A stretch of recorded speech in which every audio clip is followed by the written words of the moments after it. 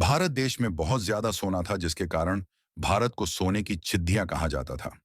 सारी दुनिया को इस बात का पता था। इसीलिए विदेशी राजा भारत पर हमला करते रहते थे ताकि वह भारत से सोना लूट कर अपने देश ले जाए। भारत में बहुत से छोटे छोटे राज्य थे और हर राज्य का एक राजा था। इसी तरह पृथ्वीराज चौहान दिल्ली और अजमेर के राजा थे। पृथ्वीराज चौहान भारत के सबसे प्रसिद्ध और वीर राजाओं में से एक थे। वे चौहान वंश के राजा थे। वे एक बहादुर योद्धा, कुशल प्रशासक और राष्ट्र प्रेमी शासक माने जाते हैं। उनके राज्य में सभी लोग बड़े खुश थे। पृथ्वीराज चौहान को शौर्य और पराक्रम का प्रतीक माना जाता है। उन्होंने कई युद्धों में भाग लिया और जीता, लेकिन उनका सबसे प्रसिद्ध युद्ध था तराइन का युद्ध।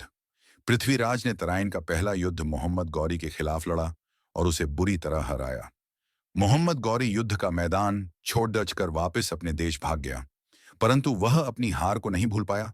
मोहम्मद गौरी फिर से पृथ्वीराज चौहान के साथ लड़ने की तैयारी करने लगा। उसने कुछ ही समय में एक बहुत बड़ी सेना तैयार कर ली।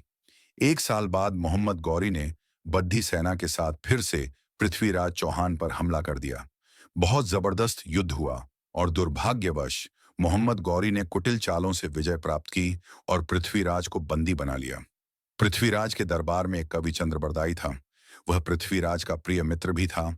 जब मोहम्मद गौरी द्वारा पृथ्वीराज को कैद करके गजनी, मौजूदा अफगानिस्तान ले जाया गया, तो उनके साथ उनके प्रिय कवि और मित्र चंद्रबरदाई भी गुप्त रूप से पृथ्वीराज के साथ चले गए।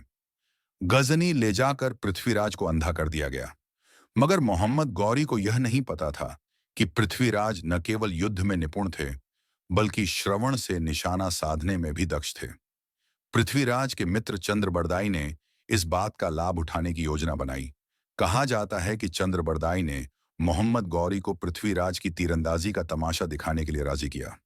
चंद्रबरदाई ने गौरी को बताया कि पृथ्वीराज आंखों पर पट्टी बांधकर भी तीर से निशाना लगा लेता था। गौरी ने मजाक उड़ाते हुए कहा कि एक नेत्रहीन कैसे तीर चला सकता है। गौरी ने पृथ्वीराज का मजाक बनाने के लिए आदेश दिया कि पृथ्वीराज एक बार आंखों पर पट्टी बांधकर निशाना लगाए। दरबार सजाया गया, राज्य के लोगों को बुलाया गया ताकि पृथ्वीराज को अपमानित किया जा सके। चंद्रबरदाई ने पृथ्वीराज को पूरी तैयारी के साथ राज दरबार में लाया।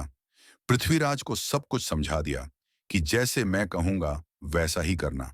फिर क्या था, पृथ्वीराज को दरबार में लाया गया और राजा के सिंहासन से कुछ दूरी पर घंटा रखा गया और पृथ्वीराज को उस घंटा पर निशाना लगाने का आदेश दिया।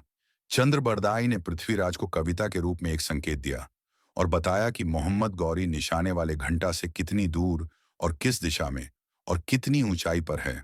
कवि ने इस तरह पृथ्वीराज राज को बताया: 4 बांस 24 गज, अंगुल अष्ट प्रमाण, ता ऊपर सुल्तान है, मत चूको चौहान।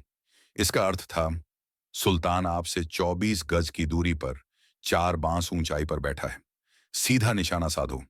पृथ्वीराज ने आंखों से अंधा रहते हुए भी गौरी पर तीर चलाया और सुल्तान मोहम्मद गौरी को वहीं मार गिराया। इसके तुरंत बाद दोनों, पृथ्वीराज और चंद्रबरदाई, ने स्वयं को मार लिया। पृथ्वीराज चौहान की यह कथा हमें वीरता, आत्मसम्मान और देशभक्ति की अद्भुत मिसाल देती है। उन्होंने मृत्यु से पहले अपने अपमान का बदला लिया और शौर्य का ऐसा उदाहरण पेश किया जो युगों तक प्रेरणा देता रहेगा।